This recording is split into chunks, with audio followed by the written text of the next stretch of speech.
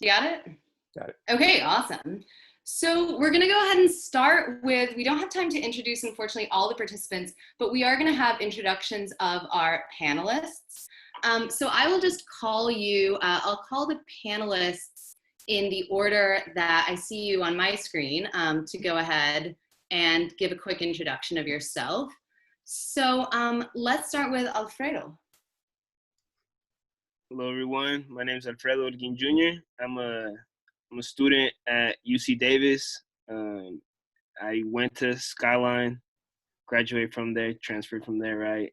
From South San Francisco, born and raised. My pronouns are he, him, his, and I'm here part of Change SSF.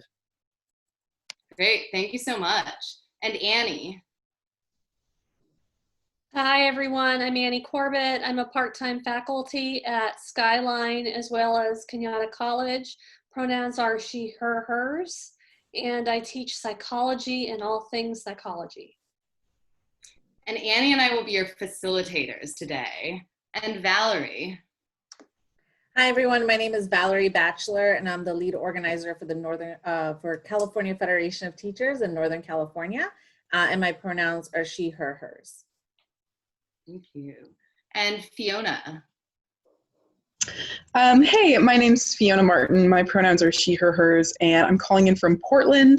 And I've done a lot of workplace organizing, but here I'm going to be talking to you about the campaign that first got me involved in organizing, which is the Burgerville Workers Union. Thank you. And James.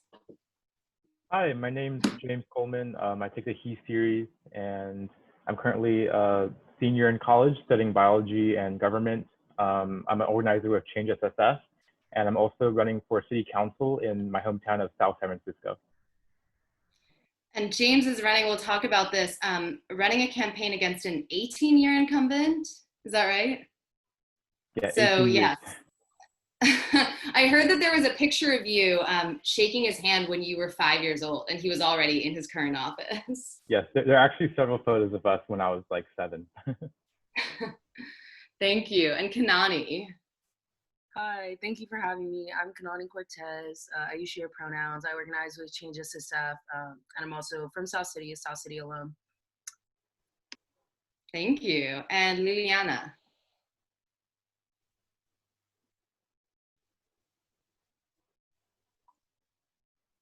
Are you there? Hi, yeah, I'm Liliana. I use she, her, hers. I'm a South City resident, born and raised. I moved away for a few years, but now I'm back organizing with Change SSF. And Sam. Hi, my name's Sam. She, her pronouns. I'm still in high school. I'm actually a junior at South San Francisco High School, and I've been involved in South City since I got here. I moved here in first grade, and I've been helping out with community, and recently into my teenage years, I've been helping community organizing. So yeah. Thanks. And are there any other panelists who I might have missed?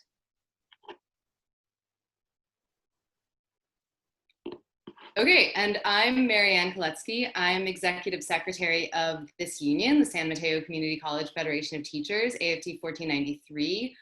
Prior to that, I was teaching as an adjunct, and I was also organizing around a number of issues, including part-time compensation, also disarming, I was at UC, disarming the UC police, and so I'm really glad to have gathered a group of organizers from such diverse backgrounds and awesome campaigns. So Annie, do you want to lead us off with our first topic question? Yes. So we're going to start off with why and how organizing is successful, right? Is that where I'm at? Mm-hmm. All right. So we're going to talk about what organizing is and why it's important, and why we're having this session to discuss it so that we can impact social change in our communities and make a huge difference.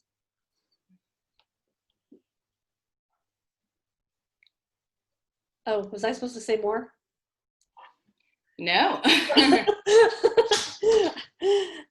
like, I think it's time to hear from our panelists. So why and how is organizing successful? Yes. I can start if that's okay. Go for it. Okay, sorry. Yeah, so I think, yeah, how and why organizing is successful. I think a lot of what we've seen in our experience is like, what does it look like to mobilize your community? And I think a lot of the times it can be really intimidating, right? Like, what does mobilize even mean? But I think what we've seen is really just giving information to your community. And I think that is a huge first step. And also defining success, right? Success is defined very differently, and different communities have, you know, different measurements of expectation. And I think when I'm speaking about South City or organizing South City, I have to remember, like, you know, we're not this huge city, right? We're not San Francisco. And a lot of people will, you know, kind of gravitate towards what does organizing look in these larger communities that maybe have a different type of coverage. But I think there's something really effective about having these conversations in kind of like our suburban, more small town. And so I think that there's a lot of power in really kind of redefining success for what it looks like in your community.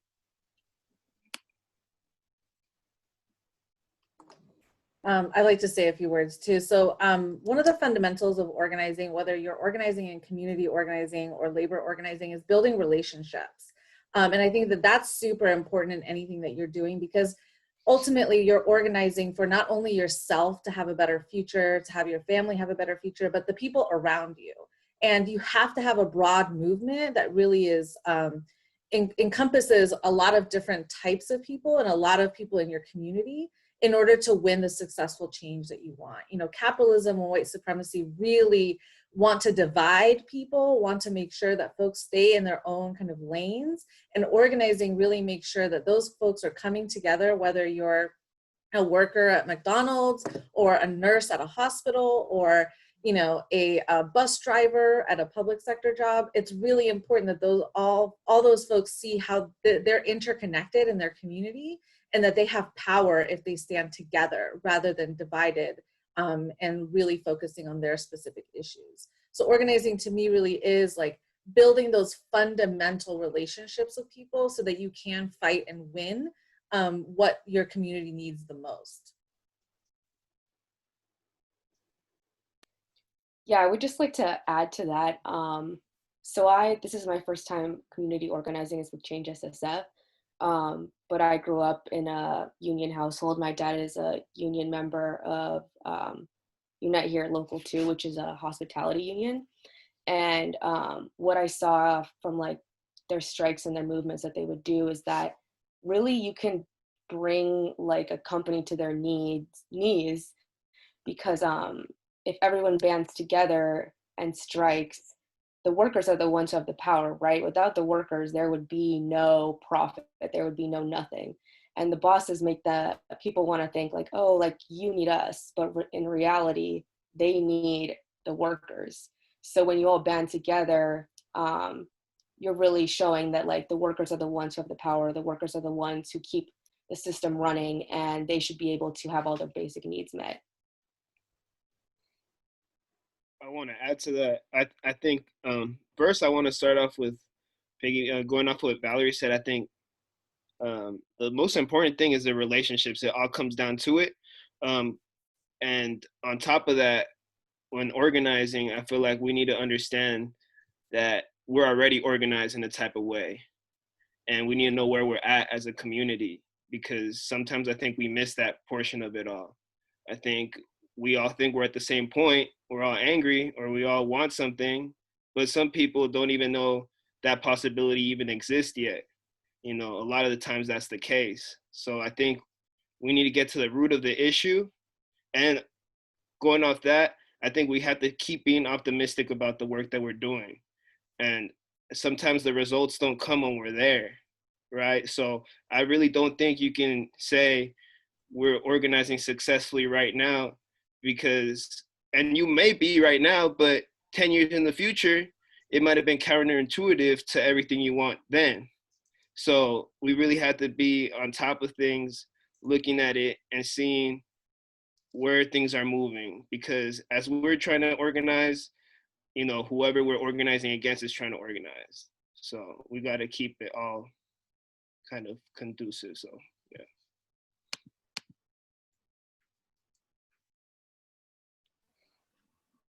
To piggyback on Again. that point a little bit, it's really important to like organize, to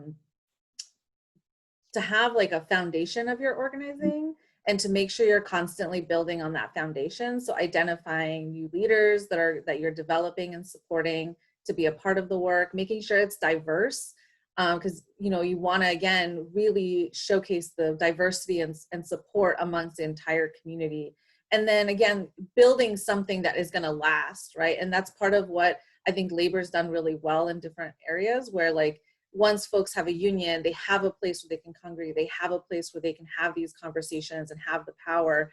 Now it's just up to them to kind of continuously make sure that they're doing that, right? I have strike signs behind me from my husband's union at OEA because they know like, you know, the only way to kind of build power and to push back on the school district is to constantly be in a state that you can go on strike, that you can show your power. And you can only do that if you have a tight-knit union that has built-in relationships where folks, you know, it's not about a hierarchy or it's not about officials, but it's about building a structure that can withstand what comes at it. Mm-hmm. And, you know, I think that, you know, what's interesting is what's changed with COVID and how we can organize while, you know, while dealing with a pandemic. So, you know, a lot of the things that have changed are the ability to strike, right? If we're all working from home, you know, it's kind of like no one will notice. So having to change our mindset on how we make our voices known and keep going at it continuously while we're in shelter in place and isolation. Yeah, absolutely. And I know that that's something that Val is going to talk about more in a second. And I think actually this might be a good moment to transition to folks talking a little bit about these two kinds of organizing, right? Which historically we've sometimes thought about separately, but we want to make a case for thinking about how they can work together, right? Labor organizing and community organizing. And we want to start with some definitions, right? Just to make sure that we're oriented. So Valerie and Fiona are going to talk a little bit about what labor organizing is, and then we're going to hear from some of the Change SSF organizers about what community organizing is, because a lot of times we use these terms without necessarily thinking about what they mean for us. So let's start with Fiona and Valerie. Sure. So I care a lot about how we talk about what a labor union is. I think a lot of people, when they start talking about a labor union, the first thing they'll bring up is like contracts, right? Or collective bargaining agreements, and say that a labor union is this organization that has contracts. And I think it's important to push on that and instead think of a labor union as an organization of workers who are committed to taking action together in the workplace to advocate for their working conditions. And I think that can happen with or without a contract, but it's not about the contract that's ultimately important. It's about the presence of people who are working together to advocate for change. And they're doing that with their own power that they have through organizing rather than through making an appeal to some other authority to come save them, right? So I think the promise of a union is that we already have the power we need if we organize together, and that we can advocate for a change by ourselves. And sometimes a contract is a way to do that, but it doesn't have to be. And I think when we think of a union in those terms, it's easier to see how it is the same kind of thing as community organizing, because it is still about relationships and taking action to advocate for change. Yeah, I totally agree with Fiona. I think that it's really about, you know, there's different types of unions, right? There's unions that really cover specific work sites and workplaces. There are other unions that are more broad that cover different sets of workers.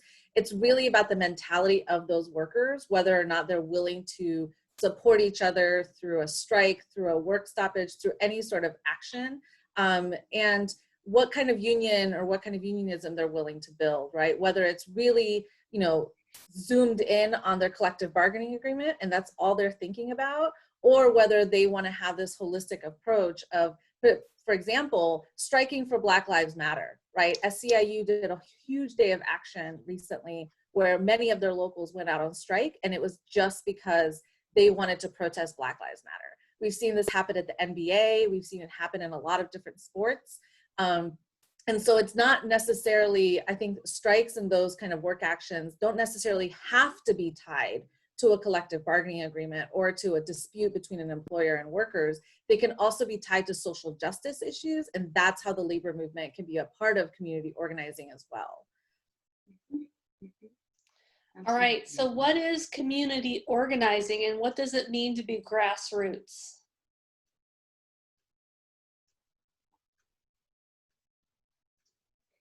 I think this is for Change SSF. Sorry, I wanted to see if Sam maybe wanted to, no pressure, you don't have to answer, but I wanted to give you a chance if. Oh, sorry.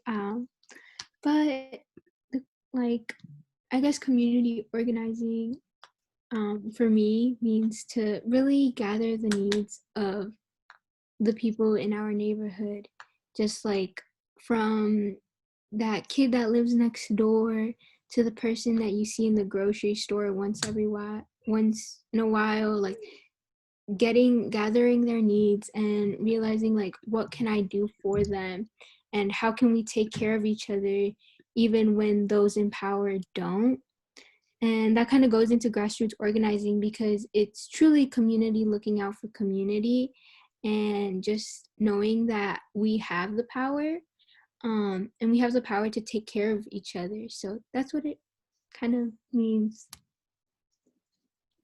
Yeah, if I could add to that, I think too that, like Sam said it really well, it's like, what does it mean to identify the needs of your community, right? And people are at different levels and have different needs, but I think that is the big thing, right? Like people think that organizing can be really divisive, or like people don't want to get political about certain things. But I think when you look at the root of, what is your community struggling with? What do they need? There's really an opportunity there to, gather around an issue and just help people meet their needs. And so I think also when you think about what grassroots looks like for Change SSF, really, I think how we started was all of us were having these separate conversations among, people we know and our peers. And finally someone was like, hey, what should we do about this? And so of course we're in this pandemic and we end up in this 30-person Zoom call with people that really love South City and really love this community, just talking about everything, right? And what do we want to address and how do we move forward? And so I think that's kind of how we started out. And I'm really proud of that and impressed by that we've been able to maintain this kind of togetherness despite these circumstances. But also, what does it mean to be grassroots? It's like asking, someone's dad to help us out with this thing or someone's friend to help us get a speaker for this. And it sounds kind of silly almost, but really that we have the tools and we have the power among us. And I think that really is the power of grassroots organizing in a lot of ways, is leaning on each other. And I really like that. Go ahead. No, go ahead, please. Go ahead. Okay, for sure. I'm gonna kind of merge these questions together because I was thinking about like the difference between labor organizing and community organizing. You know what I mean? And I think we have to thank labor organizing a lot because without labor organizing, we would be much more constrained to our labor, right, to our jobs. And historically we've seen how the push for 40-hour work weeks, 5-day work weeks and 40-hour days and whatnot, everything, and the 15 hours, the push for $15 an hour wage, right? I think, but with it we also need to acknowledge that labor organizing has been historically white, and I think a lot of times people had to go to grassroots because they had no other means to organize. I think grassroots organizing has always been occurring because a lot of folks have been ousted from and marginalized completely from these larger institutions. So I think it's a means of survival because at the end of the day, we're all pushing for the similar things. And I think it's not a matter of combining the two together. I think it's respecting the two in its own. And I feel like in regards to the labor organizing portion of it, it's not running away from that whiteness, but acknowledging and seeing how we can deconstruct it from inside. Because, for example, going back to when there was the blackface incident at Skyline College, that was really contentious and difficult for AFT in a certain way, because they had to defend the faculty, but at the same time, obviously they cannot defend the act. So it's like, I think there's a larger discussion on how, you know, the history of labor organizing has benefited, but also stifled some community organizing, and how moving forward we can really work together to deconstruct the racial caste that, you know, we live within, you know, because I think a lot of times it divides there. So. Yeah, I was just going to add to that, that I was thinking a lot about the first speech that was given, and how, like, what I really keep coming back to is that we are living in a country that, like, we're struggling against capitalism, white supremacy, and patriarchy. And I feel like that is really what those two should have in common, ideally. Maybe labor organizing has historically focused more just like on the capitalism part, but to me, those three are intertwined, right? And I think we see that a lot in community organizing, is that a lot of these struggles or issues that we're trying to address, they all stem from those three things. They stem from capitalism and racism. Like when we're talking about like the police, that's like, it's a money issue, it's like a male domination issue, and then it's also racism, that was the one. Yeah, but I feel like if we can look back on our history where we have kind of maybe like gone astray, we can kind of then fix that and come back to it and remember that these are the issues that affect every single one of us, and that we should all be focused on having that unity to overcome them. And kind of building on that, you know, some of the strongest movements and initiatives that I've been a part of have always had deeply rooted feelings of solidarity between various groups. And this can be between various labor organizations, between different community organizations, and also between labor and grassroots organizations together. And that means, you know, for example, people from Change SSF joining people from AFT on the picket line, or, you know, people from AFT joining Change SSF at their protests. And we really are at our strongest when we are united against these big overarching issues. Yeah, I really want to echo all of that, and just to say that obviously there are different kinds of unions, and I think for us as a teachers union, you know, union of folks who historically have done a kind of work that's been devalued as women's work, who've done care work, I think it's really important for us, as I think Sam said, to like gather the needs of the community, right?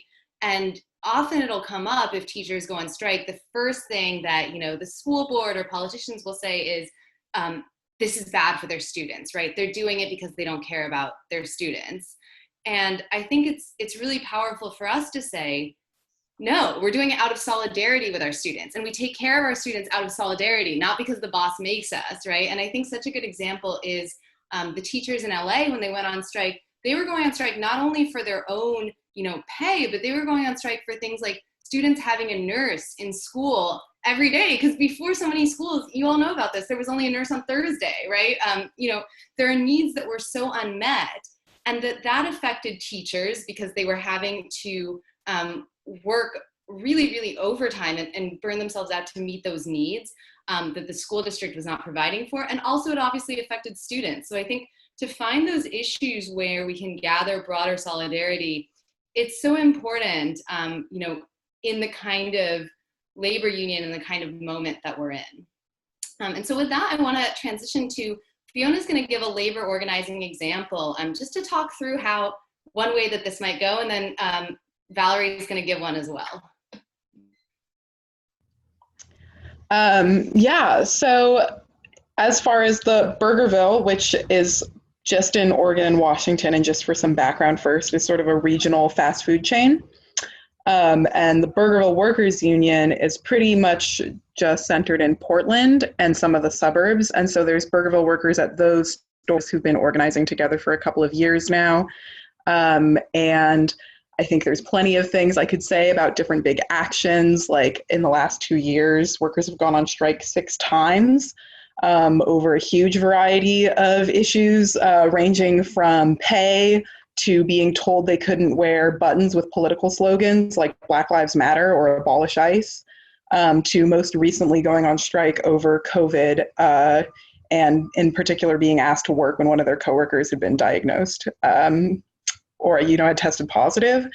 And so a strike over health and safety stuff. And I think that that kind of range of issues that people have been brought to take action over is reflective of the kinds of values that like a labor union could ideally work towards.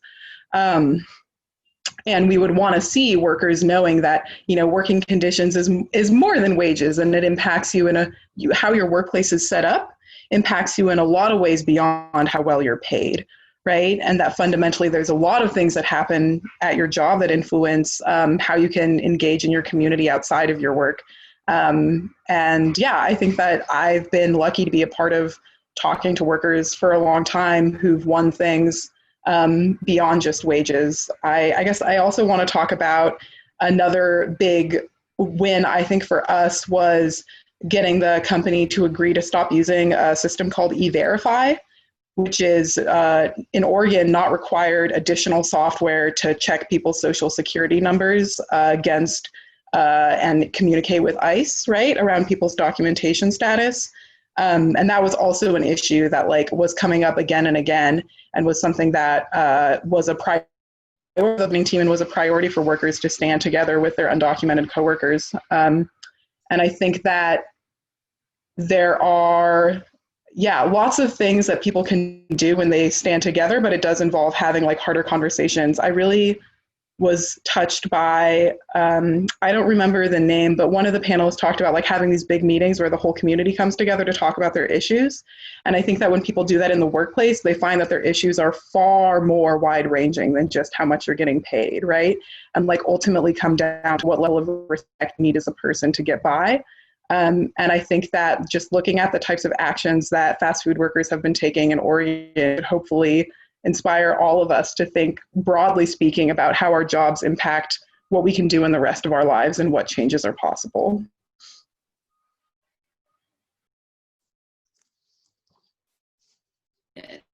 Thank you so much. I know that Valerie just texted me that she's actually having some internet issues. So we might come back to her later. I know that she was going to talk about some of the different campaigns that she'd organized on. She was able to organize childcare workers who just got a union. It's kind of an unusual situation. They were able to unionize because of the fact that they also can receive a subsidy that's funded by the state of California. It's a really hard group to organize, and I want to pick up on something that Fiona is saying, especially because many folks are undocumented, right? And so there's that need to cultivate solidarity across, something that the boss might use to divide you. And then Valerie also was involved in Safe School Reopening organizing in Marin, where teachers were pressured to go back to school and, manage to organize both teachers themselves and the community to say that, this is not safe, that we need to advocate for higher standards to ensure that it is safe for everyone involved. So let me pass it off then to the Change SSF folks to tell us a little bit about the campaign that you actually undertook as organizers. And then I think you were going to talk a little bit about that, and then James is also going to talk, maybe lead off a little bit on the city council race. And then after hearing, fully hearing about these examples, we're going to do a more open workshop, I think in breakout rooms, and talk about, what priorities are actually important to people in this room right now, and how can we use community and labor organizing to win them. So let me pass it off to the Change SSF. I was thinking I can give an overview, and then other folks that are kind of working on more specific things can elaborate if they'd like. But yeah, so I think for also quick background that Change SSF, our goal and where we are right now is a multi-generational and a multicultural coalition. So we do have a variety of age ranges, some students, high school students, college students, and educators in our group. And so some of the things that we've worked on or are currently working on, one of the biggest things is the removal of student liaison officers from the SSF USD. So those are SSF PD officers in the schools. And so we've been trying to get behind this issue. It is a little difficult, honestly, dealing with the school board at this moment, right? With COVID and the school reopenings, there's been a lot of pushback, but it's something we're really focused on. And so another big thing we've been working on is what does defund SSFPD look like? And so in the beginning, I think we were really advocating behind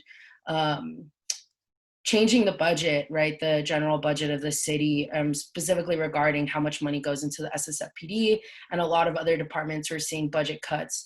And so I think that was really the beginning of what we're working on. And that has led to this commission the city has created, which is like a race and equity commission. And so we currently have one representative on that commission. But as we know, this is kind of, not really how we see this as something the city has created to kind of placate what we're working on. And, it's really hard to push our demands in that arena, but we have been able to work and kind of create community ties through that. And so those are the big things we're working on. We have some other things, is a voter guide. We'd really like to do a voter guide specific to kind of the Peninsula, San Mateo County issues. And also another thing we're working on is we partnered with Mission Meals, which is a mutual aid group that was created in the beginning of the pandemic out of the mission. And so they deliver food, or they provide food for communities in need. And so we are a partner with them, and we currently are able to feed, I believe, 10 families in South City. And then right now, Sam and others are working on a back to school supply drive. So we have our toes in a lot of different places, but I think those are kind of the big things that we're working on right now.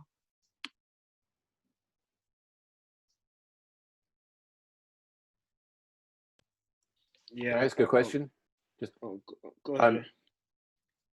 I know that like in the LA teacher strike and the Chicago teacher strike, one of the things that were in their demands, and I think they were somewhat successful on, was getting cops out of schools, or at least minimizing them. I'm wondering if you guys have tried to work with the South City Teachers Union on that and what their response has been. Yeah, we have a relationship with the teachers union. I think we were able to build ties with them when there was talks of the schools reopening, and they definitely were, nobody wanted the schools to reopen. And so I think it's a little hard. They're not, the entire union kind of isn't behind this, pulling police out of schools.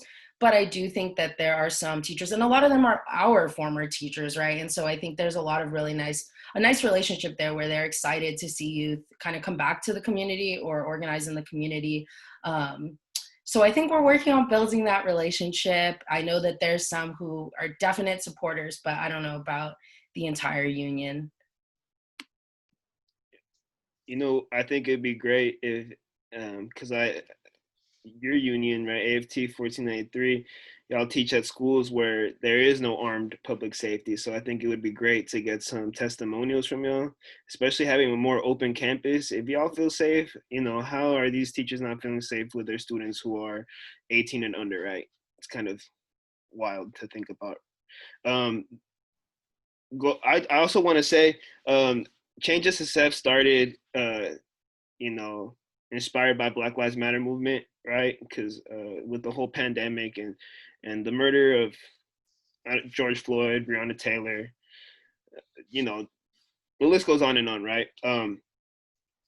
But we started it because of them, and we already were organizing, some of us, but not at this level, because I think, understand how in South City, it wasn't just right now, right? We've been doing certain things that overlap, right, in the past and with now.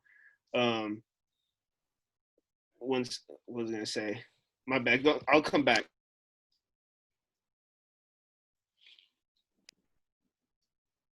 I think to what Alfredo's maybe saying is that, yeah, there's like years and years of sparks of organizing and inspiration that we've seen in South City. And Gustavo, if you were able to hear his talk earlier, is that, he's been organizing since he was young in South City. He attended the same schools as us, but we've also, never seen this amount of interest and engagement.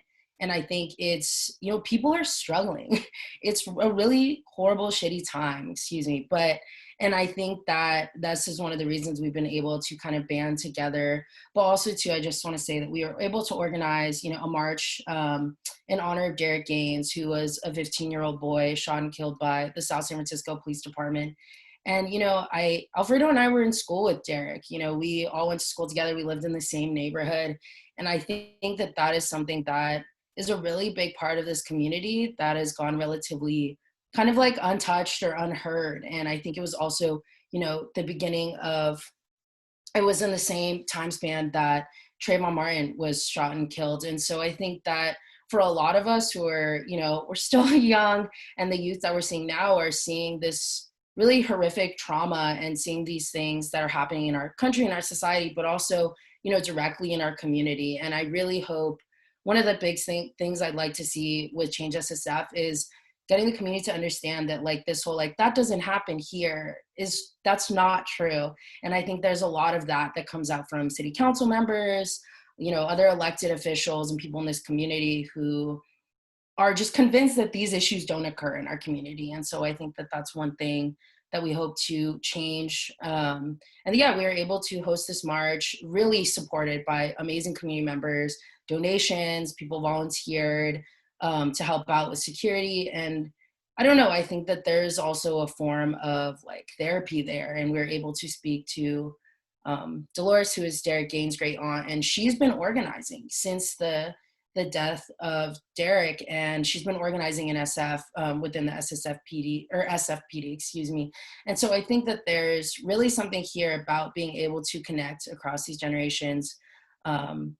Sorry, I don't know where I was going with that, but that really is, I think, how we started and what we're working on, and it's all really connected. I'll stop talking now though, because I talked a lot. Yeah, I just have one thing to add to that. Another thing that we've seen, so I wanted to go off of like what Kanani was saying about how like we hear this like narrative that doesn't happen here. And I think in the past, a lot of like organizing that has gotten a lot of national attention usually happens in big cities.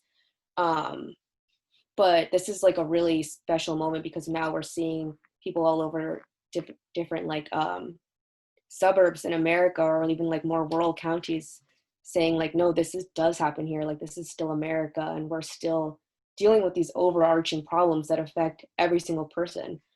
And so another thing that we've started to also try to work on is like housing justice in terms of like the city general plan and their zoning laws. And I mean, it honestly just goes to show that it does happen here because this is a suburb, and a suburb that was created to racially exclude people with single family zoning. So that is another thing that we've been working on. And then another thing that I wanted to add too was that we also do like education programming. So we like watch movies or read books or articles so that we can like all expand like our political education. And I think that that is a really important part of organizing too, because like we all have something to learn. We have people have been doing this for a lot longer, and like I think that's like a vital part too of like creating that community with each other while also learning like the history of those who have come before us. Yeah. Yeah, and I just want to go off of that community is so important, and it's kind of hard here in South City and in the peninsula to kind of be able to build that, because if you asked me who my neighbor's name was, I wouldn't be able to answer you because we just don't have that tight-knit community until you really look at it, because I didn't know who Kanani and Alfredo were, but they were class of 2016 and 2017, and they started making change to change the Native American mascot at South San Francisco High School. And then my sophomore year, so last year, one of our same teachers recruited me, and we were just like, we have to change this mascot. And I kind of picked up on that work that they started without even knowing. And now it's kind of just crazy to think that we're connecting through Change SSF. And it just comes to show that these people aren't just people you see in the store, people that went to your school. Like, this is community, and this work that has been before you matters, and it all comes back. And yeah, it's just so important to realize that these are people, and they have lives, and they have stories, and we're more connected than we think. and that all these movements are intersectional. I think two last thing, because I know James is going to talk about the campaign, is that you're all invited to join us. Like, we want to work with you. We want to see you. We need a lot of help, quite honestly, and also not to like be intimidated. I think like Lily said, you know, it's not about, you don't need to learn all this in college or anything like that. Not everybody's going to get to take an ethnic studies class. But yeah, come talk to us, DM us. But ethnic studies class are dope. You should take it if you can. But yeah, and so everyone's invited. There's not some like skill level or knowledge level you need to be at, but I think really just rooted in like a sense of community and respect is the right way to start. But thank you so much. And I just want to say they explained it better than I would have, because that was what I was gonna say. I just want to say too, shout out the whole team, Change SSF. We're really, I don't know. I can speak for everybody. Like, they're doing a lot. Everyone's doing a lot of work. You know what I mean? And it's incredible how organized from the jump till now, and we just keep going. And I think it's growing and growing. And I'm glad we're here to share this all with you. But I'll pass it over to James now. Yeah, I'll kind of like give kind of like a brief like background of myself, and then, you know, kind of the platform I'm running on, and also then I'll like connect that back to like, I guess, the wider conversation among community organizing. So a lot of the inspiration behind the decisions that I make in life really stem back to when I was 5 years old. My father suffered a traumatic injury that left him paralyzed from the waist down, and my mother had to take on 2 jobs in order to make ends meet. And growing up, it made me develop a sort of curiosity with the world around me, and a desire to incite change so that other children, you know, in similar positions to mine didn't have to feel as hopeless or as confused as I was. And that's what led me to want to study regenerative biology with a minor in government at Harvard University. And being in such a privileged space, I've met so many people with different backgrounds and different realities behind their lives. So things that I thought were normal, such as constant cop presence in your high school, or underfunded after-school programs, or underfunded band programs, or being afraid that you won't be able to afford to live in the house that you currently live in because of the rising cost of living. Those were things that other people didn't experience in their lives. And so having an organizing background at Harvard, you know, working with the Harvard College Democrats and with YDSA, Young Democratic Socialists of America, and with Fossil Fuel Divest Harvard and various other organizations, I want to take the experiences and the education and the privilege that I've had at Harvard and bring it back to the community that I grew up in, where I can continue to the best of my ability, improve upon and empower the residents of South San Francisco.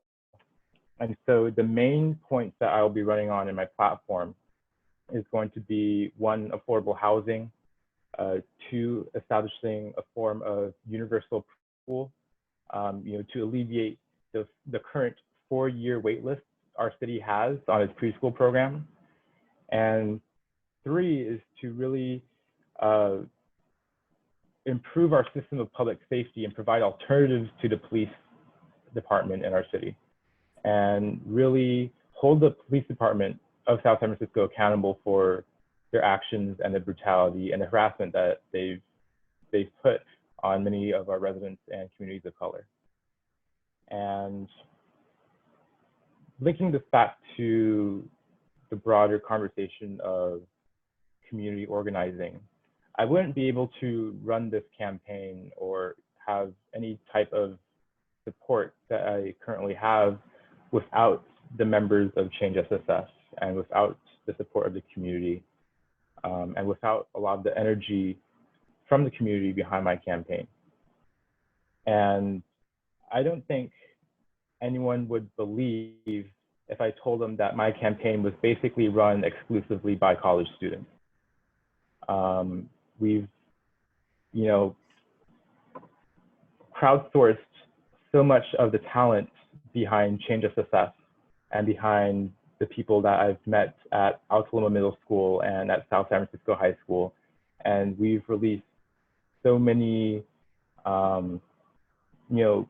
articles of literature and videos and designs to where it looks like this campaign is being run by people who are professionals and like know what they're doing, when in fact it's like I'm doing this for the first time, and a lot of people on my team are doing this for the first time.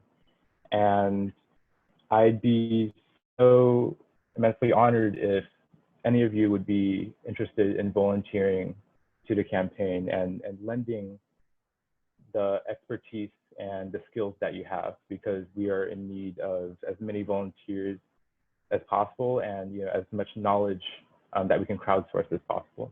And so I will be putting a link to the volunteer page of my website into the chat. And if you're willing, I'd be glad if you were to volunteer. And if you want to have a conversation, my contact information is there as well. Can I just ask if you could just say a little bit how things are going in the campaign, and then like what specific help that you need? Yeah, so our campaign has a lot of momentum, and we've been getting a lot of high-profile endorsements, including from the Peninsula Young Democrats, the San Mateo County Latinx Democratic Club, Peninsula for Everyone, which is the affordable housing group in the Bay Area, and also some high-profile politicians like Jefferson Union High School District, Kalima Salahuddin, and State Senator Scott Wiener. And also we just got yesterday an endorsement from the South San Francisco Unified School District board member, Dana Lujan, and also the president of the South San Francisco CTA, Daniel Yano. And in terms of volunteering, the help that I will need mostly is phone banking. So, just calling voters and asking them to support me. And if you've never phone banked before, that's fine. We have trainings in order to like get you to like basically give you a script and give you the program for you to be able to do so. And the other main volunteering activity will be literature dropping. So basically just walking around the neighborhood, and because there's COVID, you're not going to be talking to any voters. You'll just be literally dropping off pieces of paper at their doorstep. Cool, thank you. Great, yeah. Thank you so much for telling us about that. And Valerie was having some internet issues, but is back now. So I wanted to give her a chance to say a little bit, because we're going through some of these same things, right? Of how one can organize, through broad networks of solidarity in a way that achieves lasting change. So I wanted to give Valerie a chance to say a little bit about the work that you've done in the past with childcare workers, or the work that you've done really recently with school reopening. And then I think we were initially going to do a breakout. I think we can do it all as one group, but we want to hear more from folks who are not on the panel about what you think that we should be organizing for now and how we can actually go about doing that. So we'll talk about that after we hear from Valerie. Sounds good. So I guess I'll start off with recent organizing that we've done since we're all like in COVID-19 world. So one of the campaigns that I just was working on is in Marin County, K-12 districts were actually given really relaxed guidelines in June around reopening of schools. Some of those guidelines included, it's okay to have 4 feet of social distancing. You don't need 6 feet. And students don't have to wear masks. It's only adults that have to wear masks. So our members were livid, as you can probably imagine. Folks were really concerned about these measures because we had seen what happened in New York and in other places where they hadn't closed schools early enough. Educators actually died.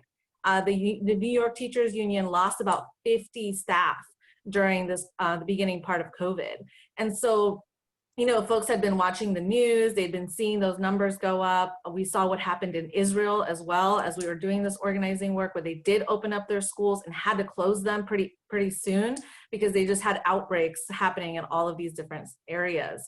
And so educators from those unions decided to get together. We formed a coalition called the Marin Educators for Safe Schools and figured out what is our bottom line? What can we negotiate in our contracts? What can we do to make sure that schools are safe, not only for our members, because our members are members of the community, but also for the students that we teach and the families that they are going back to, right? Because families can have multiple kids at multiple schools, right? And it's really complicated to figure out if different folks have different safety protocols. So one of the things we really wanted to make sure is we're protecting our most vulnerable, which has, you know, aspects of like, what are we going to do distance learning wise? How are we going to make sure that folks aren't, you know, having to be let go of because they can't do distance, they can't be in person, or they can't do distance learning. And how are we going to protect our most vulnerable, meaning our classified positions? Because at that point, the governor hadn't come out with guidelines. So, you know, teachers could still teach, but what does a yard duty person do? What does a food service person do? What does a bus driver do, right? Those positions were still in question. And so, you know, we organized as an entire county. We have locals from CTA and CFT that are part of that county. So we organized all together. We had a membership meeting during this time of over 500 educators from all over the county. This was unprecedented. Nobody had expected this to happen. And then later on, the next week, we had parent meetings because we wanted to make sure that parents understood where we were coming from. It's not that we were trying to collect a paycheck by not educating their kids or by staying at home. It's we wanted to make sure schools were as safe as possible for every single human that was in that building, whether they were, again, a classified staff person, a teacher, an administrator, or a student. And so we really talked to parents, and we made sure we had similar talking points of like, we want to protect the most vulnerable. We want to make sure that these decisions are made locally, that we don't have to wait for Sacramento or, you know, goodness sakes, DC to make these decisions, that we can make these decisions ourselves. And we had over 2,000 parents attend any one of 3 parent meetings. This was, again, unprecedented because they were getting really no information from districts about what was going on. And then to continue to put pressure on folks, we did an action. We did a press conference car caravan. Again, Marin County, not known for their organizing. We reached out to folks. We had over 200 cars in a car caravan in Marin County. We had a press conference in the front of the Marin Educators, the Marin County Office of Ed, which at that point was holding all of the cards as to what the guidelines looked like and how reopening was going to happen. We not only had over 150 folks participate live in person, socially distancing, wearing masks, but we also had over 200 people on Facebook Live watching this press conference happen. And literally the next day, the county had different guidelines, and then the governor came out with his own guidelines that were very supportive of what we were doing already. So everybody was going back in distance learning mode. So again, it's just really about galvanizing. Not only did we galvanize and organize what we as labor unions wanted to do and what we were going to fight for, but we included parents as a part of that conversation, students as a part of that conversation, and the broader community as a part of that conversation, and mobilized people not only to that direct action, but board of trustees meetings. We had folks emailing the superintendent, so folks got hundreds of emails about what was going on. And we also actually did some mobilizations to negotiation sessions to make sure our voices were being heard as a part of this process. And now, I mean, the fight continues. Marin is still trying to be that first county in this, in Northern California to open up in person totally. So we're still trying to battle that right now. But again, you know, really, we found this crisis, folks wanted to organize, we got people together, we had conversations, and we mobilized them to different events to make sure that their voices were being heard as a part of this process. And I think that really allowed educators to talk to folks about what was going on, share their concerns, feel like they were a part of a community, and move forward together with parents to really make sure that Marin's schools were safe when they reopened. Marianne, did you want me to talk a little bit more, or are we wrapping up? I think that's great. We're going to go into a bit where we talk a little bit about what we can organize for in the future, but it just strikes me that there's such a resonance between what you and the Change SSF folks are talking about with Marin and San Mateo counties, right? these counties that have an enormous amount of wealth and also of wealth disparity, and just the sense that if we don't organize, decisions will be made by the wealthy for the wealthy, right? And that they are not going to have in mind bus drivers, they're not going to have in mind tenants, people who rent, and they're not going to have in mind Black and brown folks or community college students, right? Because these are things that are not on their radar. And so it sounds like there's really a kind of parallel there between the situation of these two like extremely wealthy, but also extremely kind of stratified counties. Yeah, one of the things that we found that was really interesting is that a lot of the folks that wanted to come back in fully in person with everybody on site were white. And a lot of the folks that did not want that to happen were people of color, mainly in the canal area of Marin. That just happens to be the most Latinx populated area of the county. It also happens to be the rate of COVID-19.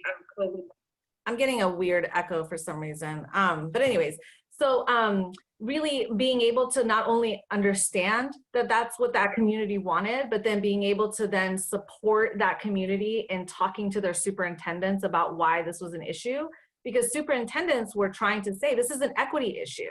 We need to make sure that we open up so that we can support these students, these ESL students, this ELL learners, or special ed students, and all these folks. And those parents did not want to have their students come back in at all. So really being able to identify that was happening and support them and having their voices being heard with superintendents and board members was really pivotal to what was going on. Because as you were saying, like, you know, wealthy folks wanted to have their kids come back in, but other folks did not. And that was really important for us. We also did some meetings in Spanish to make sure that we were hearing from that community. Even though it is a smaller population in that community, we wanted to make sure that all those voices were being heard. We also integrated, I think, one more meeting in Portuguese as well, because one specific district had parents that predominantly speak Portuguese.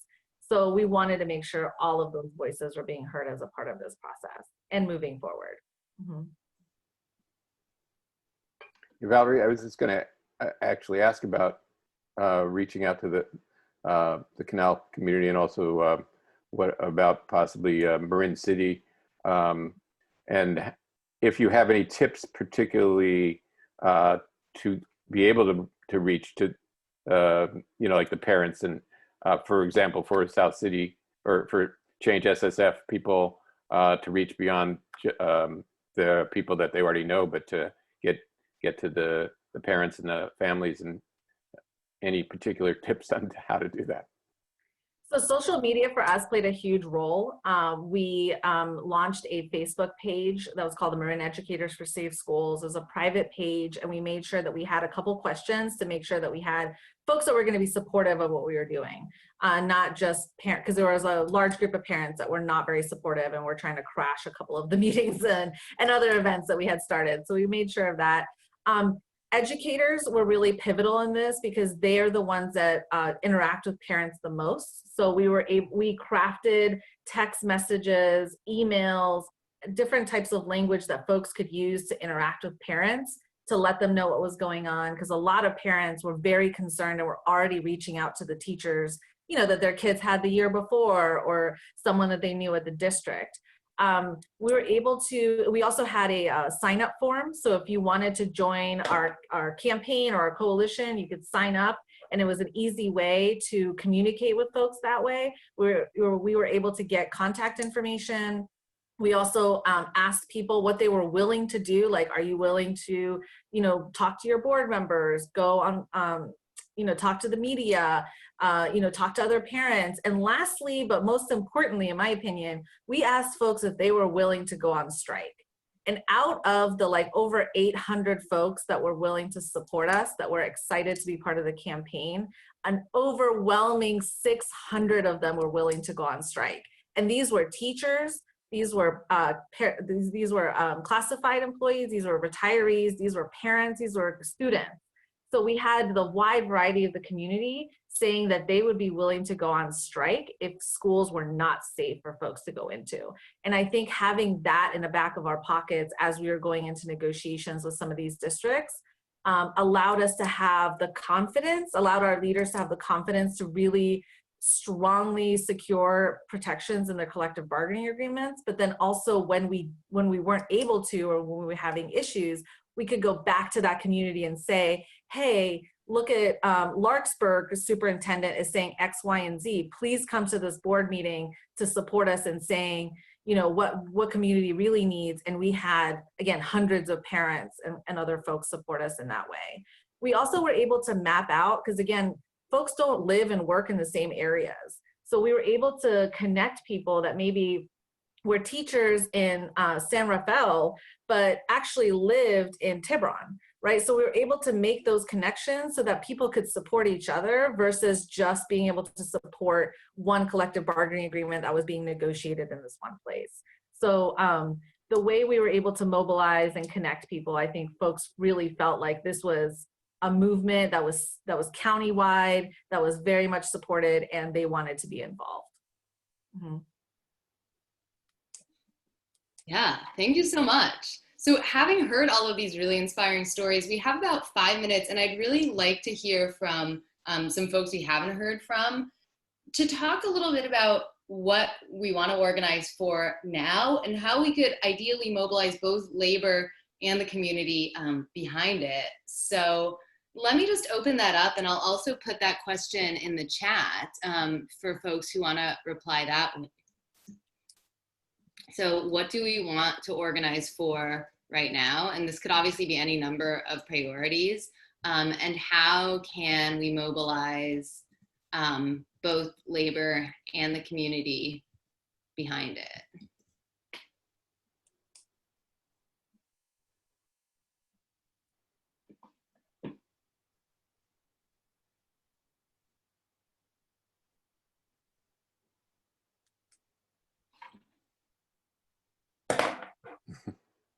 Can I add something? Yeah, please. Great. So my name is Eddie.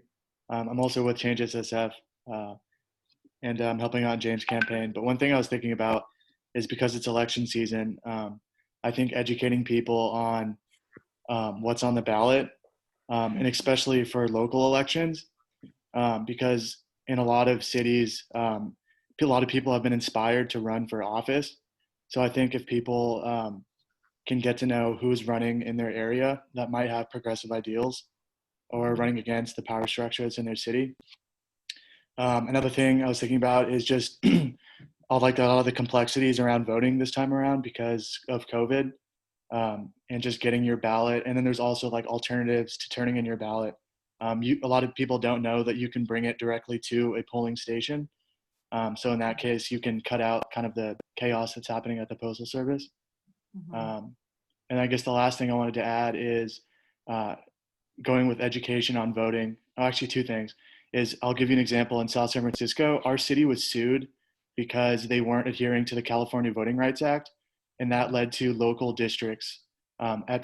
Before, it was any candidate could run for the entire city, but now there's districts like geographic areas. So I think a lot of people don't know about this, so they don't even know what district they're in. So I think that's another part of the education process. And then for propositions, because I know there's like propositions on the ballot for rent control, and a lot of different progressive ideas. And there's even, you know, propositions that are pushed by corporations. Like I think there's one by like Uber and, you know, different things like that. So yeah, just I think education, especially right now, because the election's coming up, voting will start very soon. So I think that's really important.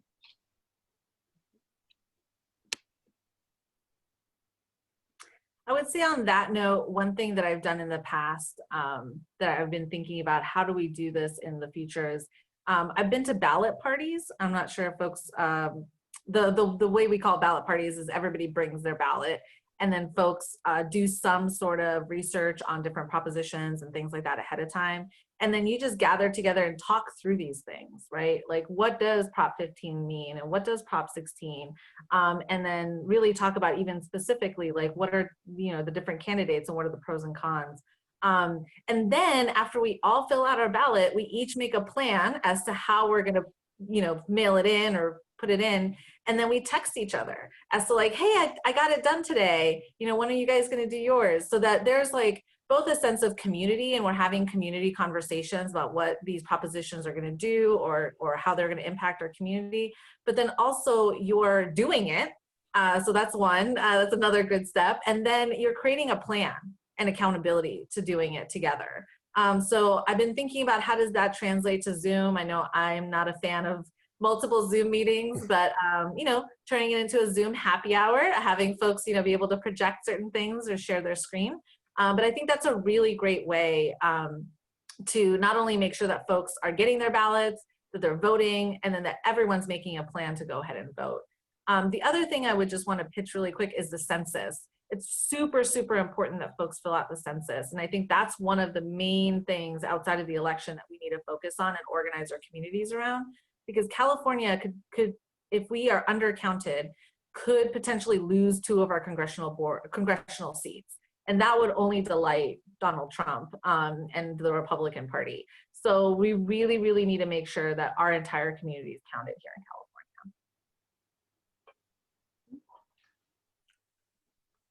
So I'll just put in a plug on for our newsletter, union newsletter, The Advocate. We are going to be publishing information definitely about the propositions, and we're going to be having some action that we're organizing around educating students and faculty around those issues around the election. And also just wanted to say that I've asked Kanani to write an article about change South San Francisco, so that we can try to build on the links we've already started to build between community organizations like you guys and our local. And we want to, I'm still, you know, wanting to figure out how we can make even more connections with community organizations like you guys beyond just South City, but throughout the county. So, you know, I'm open to ideas on that. And I think, you know, the local is trying to do more of that. That's part of what our move towards being a social justice union is all about. I know that one thing that we had talked about with some of the Change SSF organizers as something we want to organize for now is affordable housing. And that's, I think in some ways it's in the ballot, especially in the city of San Mateo, that ordinance that prohibits dense housing. It's also obviously something that a lot of communities are mobilizing for. One thing I've been thinking about is how we can actually address that as a union. You know, the district provides some pretty affordable faculty and staff housing that benefits our members, but not necessarily the broader community. And that's one thing that I'm thinking about is really kind of how can we as workers mobilize to have affordable housing for ourselves and for our students in our community. I know that Eric was part of a project where faculty members in the district had a map, and they actually put where they drove from, and very few faculty live in San Mateo County because it's so expensive, right? And people are commuting from places like Vallejo or Richmond or even further than that, I think in some cases. So that's one thing that I'm thinking about as well. Yeah, I was gonna say I would like to see, personally, I would like to see like a really strong tenants union in South City or just San Mateo County in general, because like we know we have like a big eviction wave crisis coming, but yet our city is just giving money to like landlords. So I think that if people like banded together and you know, stood up for those who might be at risk for eviction, that could really help a lot of people. Because I know that tenant unions used to be really strong like 100 years ago, but like with the eviction, it gets spirals because then you're less connected to your community when you're displaced. So I don't really know how to go about that. Like I will say, like I'm not a renter here, so I don't know how to start or approach that, but I think it's something that could benefit a lot of people. I can add in a bit to it. So every county kind of has a voter file that includes information of whether or not they're a renter or a homeowner. And so this could be a good way to, and it's pretty cheap too. You can probably throw like $150 and get a whole list of all registered voters in the county. And all public information. And there have, in the last few years, there have been rent control propositions in a number of the cities in the county, and our union has tried to support that. Some of our faculty have been involved in the local city campaigns. And again, that's definitely something we'd love to try to work on and build support for.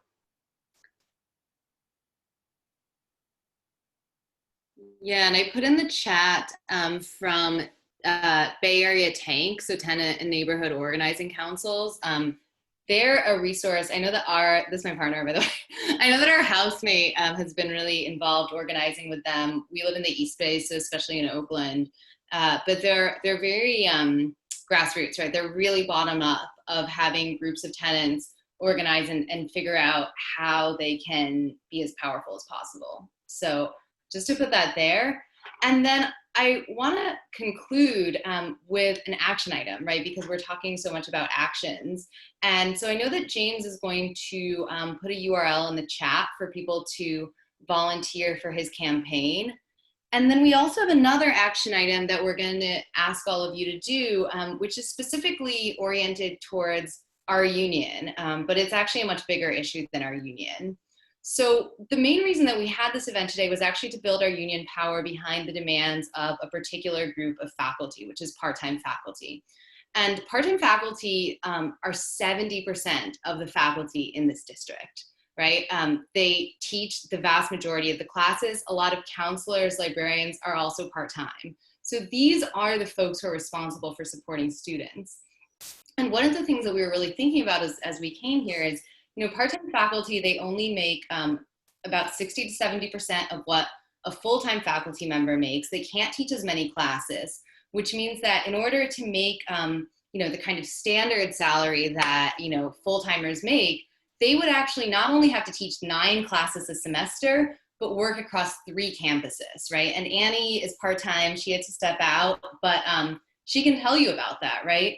And being in that situation is not only an issue for these faculty, but it's an equity issue for their students. When their teachers are having to run to their 2nd and 3rd jobs, obviously, you know, teachers always want to go above and beyond, but there is a limit to the kinds of support that they're able to provide when they aren't paid, you know, a living wage, especially for the area that the colleges are in, when they're not compensated fairly, when they're forced to work between multiple campuses.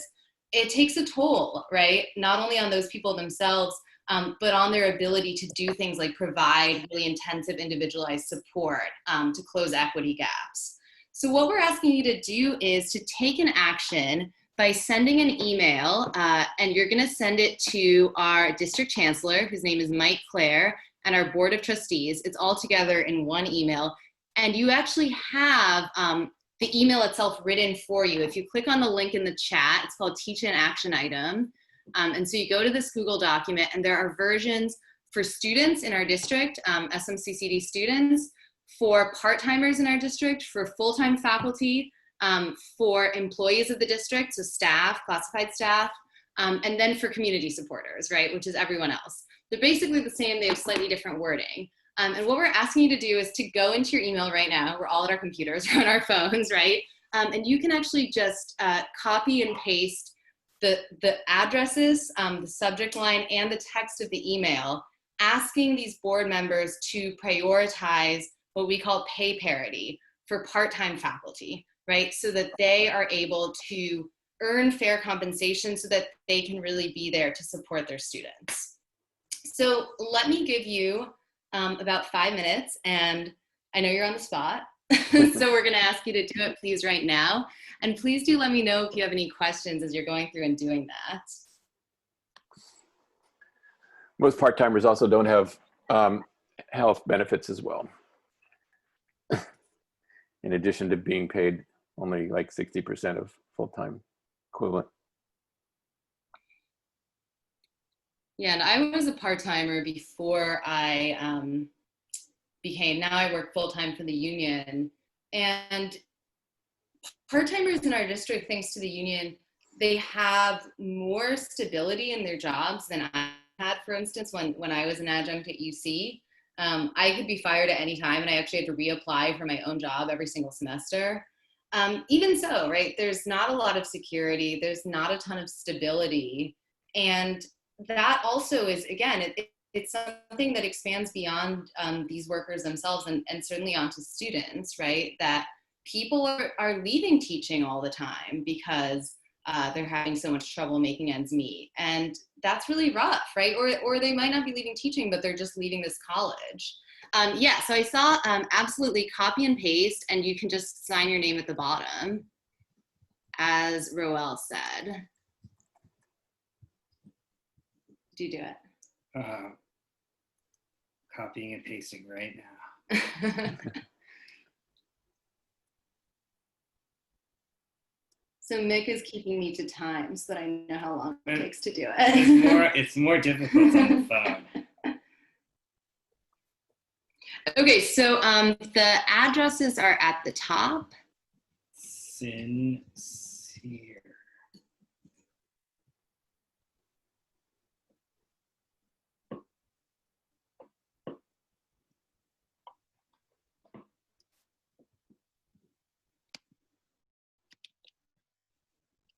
Sent. Okay, and so as you're finishing that up, James, do you want to post, so this is our other kind of do now action item, do you want to post that link to the campaign, the volunteering website one more time in the chat?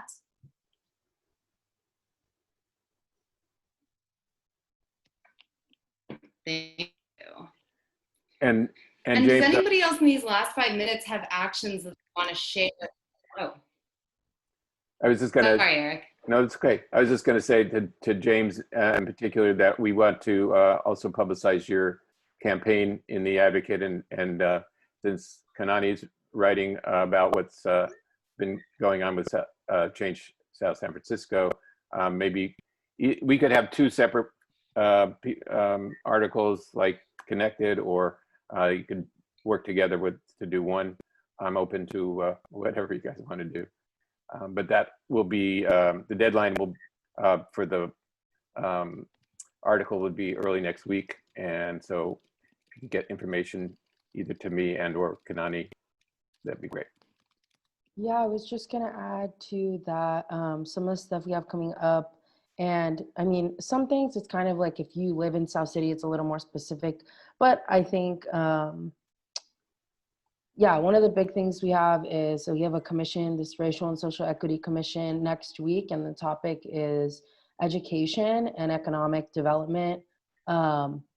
Mostly we're focusing on the education part, and one of the things we're going to be advocating for is just more resources for students. We're hoping to get more students. So if you have maybe young family members or siblings or kids in the SSF USD, it would be really awesome to hear them leave a public comment about honestly any issues that they have, mental health resources, policing, you know, academic resources, especially with the remote learning. And so that'll be next Wednesday. And then there's also a school board meeting today at 7 p.m. Yeah, and so we're just encouraging people to leave public comments and attend that. But otherwise, oh, sorry, Kanani. Oh, go ahead. I was just going to say we're also going to be organizing a school supply drive for students in our district. So we'll be posting a Venmo link to donate on our Instagram, and we'll have more details forthcoming about dropping off physical donations as well. Yeah, and so I think the best place to keep up with us is on Instagram. We do have Facebook and we do have Twitter, and we try to be good about posting on all of them. But it's Change South San Francisco. Also, just changeSSF.org has the links for everything. But yeah, we definitely, I think the big thing we'll need a lot of help with is the school supply drive. It's kind of volunteer based, whether you want to donate supplies or help distribute. We're still sorting out those things. But yeah, thanks so much for having us. Hit us up. Yeah, thank you so much. It's been so great to hear from all of these successful campaigns and talk about where we want to go next. And I'm really excited to be more involved with Change SSF and James's campaign. Marianne, can I just do one plug real quick? Yeah. I put it into the chat, but Thank Yeah. you. We are also wanting to support Prop 15, which is Schools and Communities First. It's a ballot measure that would tax large corporations with big plots of land. So if you think of Disney and Chevron, it would tax those folks to make sure that $12 billion with a B goes back into education and local services. So in the chat, I put a commitment card if you want to do some phone banking. Also check out the Yes on Prop 15 website to learn more. I know different counties are set to get different amounts, but once again, this is really, really important. We want to tax large corporations with big plots of land so that we can have the schools that our students deserve and the services that our communities need to support the future that we want to have here in the Bay Area. So please check that out. Please volunteer. Every vote is really important this year for that proposition. It's a real important one. Absolutely. All right, well, thank you so much. I think we should all give ourselves a round of applause. It was great to see all of you. My cat's here, she's enthusiastic too. And thank you so much to everybody who shared their stories of organizing with us today. It's really empowering to hear about it. And we also want to thank you for putting your power and your organizing behind our campaign for pay parity and pay equity for our part-timers who really do deserve fair compensation and better working conditions. So thank you so much. Have a great rest of your day, and we will be in touch soon. Look forward to working with you more. Thanks all. Thanks again for hosting this. Bye, everyone. See ya. Thank you, Val.